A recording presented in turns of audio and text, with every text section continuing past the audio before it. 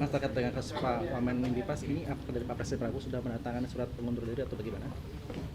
Ya, pertama-tama sebagaimana tadi pagi juga sudah kami sampaikan bahwa berkenaan dengan peristiwa yang menimpa saudara Silmi Karim, tentunya kita betul-betul merasa prihatin bahwa kemudian terjadi lagi hal-hal yang sebetulnya tidak kita harapkan.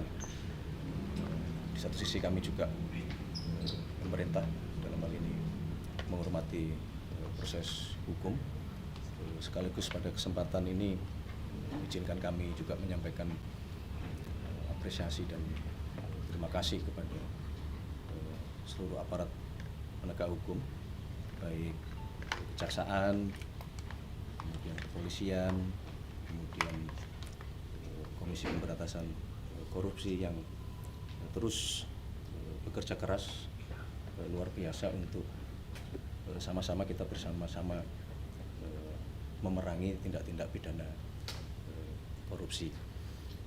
Berkaitan dengan hal tersebut, kalau pertanyaannya apakah kemudian Bapak Presiden telah memutuskan untuk melakukan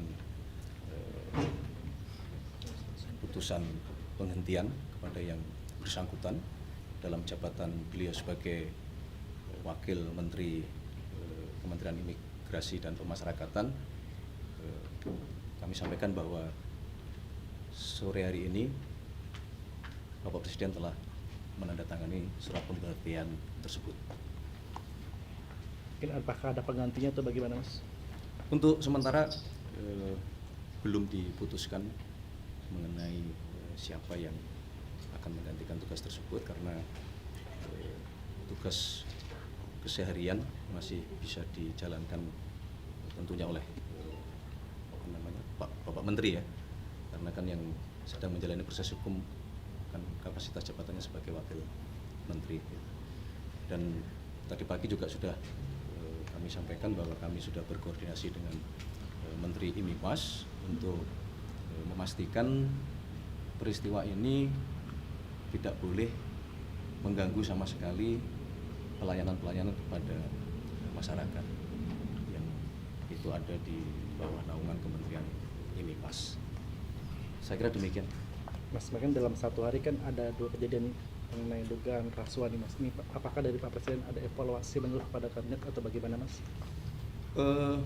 Kalau pertanyaannya apakah ada evaluasi, sesungguhnya sejak Bapak Presiden mengucapkan sumpah di hadapan DPR MPR sebagai mandataris, sebagai Presiden Republik Indonesia, sebagai kepala negara dan sebagai kepala pemerintahan, dan di dalam berbagai kesempatan beliau berulang kali menyampaikan bahwa salah satu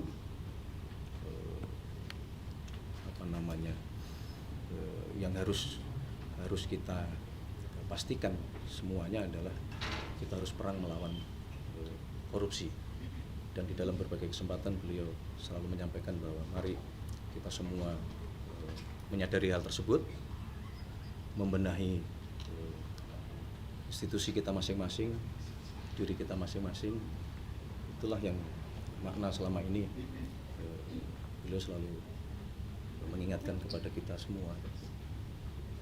Artinya ya, kenapa kemudian kita cukup prihatin, karena dalam 2 hari ini ada 2 kejadian yang berkenaan dengan tindak pidana korupsi. Untuk Bu Nandek, soal rupiah, soal rupiah di tengah rupiah semakin melemah dan IHSG juga masih gonjang-ganjing, itu Mas, langkah apa yang akan dilakukan oleh pemerintah? Apakah sampai mengevaluasi menteri atau seperti apa, Mas? Berkenaan dengan masalah rupiah, kami pemerintah dalam hal ini Kementerian Keuangan, kemudian Bank Indonesia, kemudian juga Otoritas Jasa Keuangan terus berkoordinasi secara intens untuk terus memonitor dan dan melakukan langkah-langkah, tetapi yang pasti bisa kami sampaikan bahwa kita harus yakin bahwa sesungguhnya fundamental ekonomi kita yang tergambar dari pertumbuhan ekonomi, kemudian dari inflasi yang masih terjaga, insya Allah sesungguhnya kita memiliki fundamental ekonomi yang cukup kuat. Terkait dengan agenda Presiden di Danantara, Mas, tadi siang mobilnya terpantau masuk di gedung Danantara, itu apa sih, Mas, yang dibahas? Ya, sebetulnya secara rutin Bapak Presiden kan terutama dengan Danantara ya, dengan Danantara sebagai sovereign wealth fund kita yang menjalankan program-program prioritas termasuk hilirisasi dan industrialisasi. Secara rutin beliau memang sering berkunjung ke Danantara. Dan hari ini tadi memang ada paparan berkenaan dengan masalah teknologi, berkenaan dengan masalah kerjasama robotik dan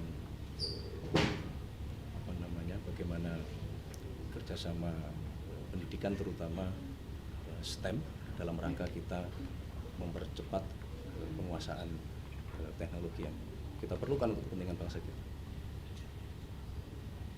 Mas, Cukup demikian. Soal pelantikan Bu Nani, kapan Pak? Jadi kepala BGN secara resmi. Oh, pelantikannya. Ya. Baik, berkenaan dengan masalah pelantikan, kami agendakan di minggu depan, karena kita semua berpikir bahwa beliau dalam hari-hari pertama itu supaya fokus terlebih dahulu untuk melakukan proses perbaikan-perbaikan di Badan Gizi Nasional kita. Kalau secara administratif, hukum, beliau bertiga sudah sah menjadi pimpinan Badan Gizi Nasional semenjak keputusan Presiden ditetapkan. Yang menjadi pertimbangan Bu Nani jadi kepala BGN itu apa? Yang pertama, beliau kan sudah beberapa saat terakhir, beberapa bulan mengemban amanah sebagai wakil kepala Badan Gizi Nasional, sehingga kita meyakini beliau sudah cukup waktu untuk memahami seluruh proses atau kegiatan yang berjalan di Badan Gizi Nasional. Yang kedua, dalam evaluasi dan monitoring, beliau salah satu yang cukup, kalau boleh dibilang, sangat strict, sangat tegas terhadap yang kemarin kami sampaikan, kedisiplinan di dalam menjalankan SOP, kedisiplinan di dalam menjalankan manajemen di Badan Gizi Nasional, kedisiplinan juga di dalam menjaga kualitas makanan yang kita sajikan kepada seluruh penerima manfaat. Itu beberapa dasar pertimbangan untuk kita minta ke beliau, yang kemudian dibantu oleh dua wakil yang baru untuk sesegera mungkin melakukan perbaikan-perbaikan dan pembenahan-pembenahan. Oke, Pak Mensesnek, untuk meluruskan informasi terkait dengan rencana adanya reshuffle dari Bapak Presiden, apakah sejauh ini ada rencana Bapak untuk meluruskan dan konfirmasi saja? Reshuffle? Belum ada reshuffle. Oke, terima kasih ya. Kabar pengunduran diri Pak Purbaya. Katanya ada pengunduran diri. Dari mana tuh? Di media sosial udah ramai. Nggak ada. Belum ada, Pak. Saya kira tadi sore juga sudah disampaikan oleh beliau juga. Tidak ada rencana pergantian. Justru yang sekarang kita perlukan adalah saling koordinasi yang erat, yang intens antara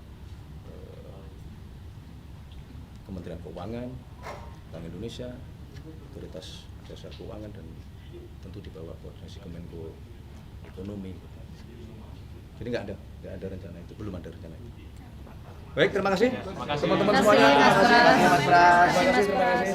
Selamat malam, terima kasih. Selamat malam.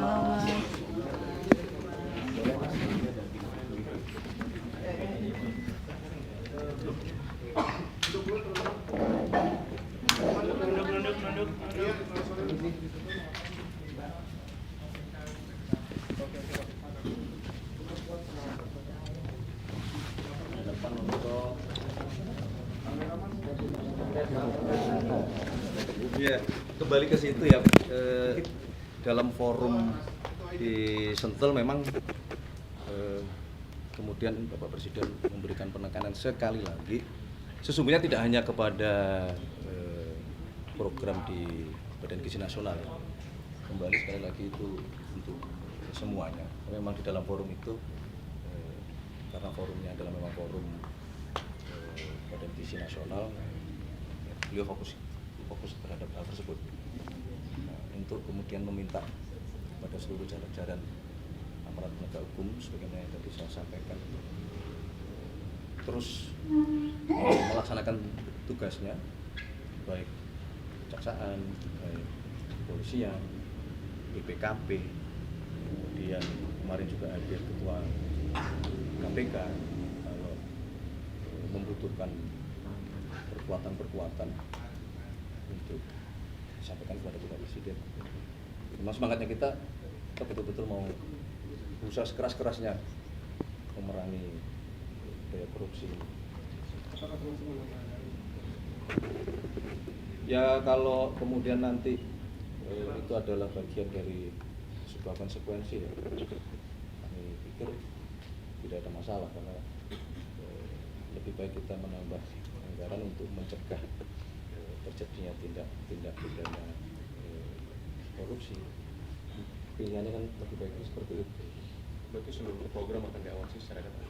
Ya sesungguhnya kan seluruh program pasti harus dilakukan pengawasan, ya. Seperti BPKP ini kan adalah audit internal keuangan pemerintah.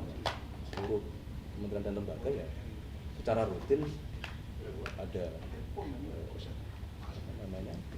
pengawasan terhadap seluruh proses di kementerian dan lembaga masing-masing. Kemarin kan Pak Prabowo mengaku sudah banyak menerima informasi mengenai laporan. Kalau untuk program ini akan berapa informasi mengenai? Iyalah, iya. Rutin. Jadi beliau ya sebagai kepala negara, kepala pemerintahan memang rutin seluruh program, seluruh kementerian dilakukan monitoring, dilakukan evaluasi. Tapi kan makna monitoringnya kan tidak kemudian selalu sudah mengarah kepada suatu kejadian atau suatu tindakan, lebih kepada program-program yang harus segera dijalankan oleh kementerian masing-masing.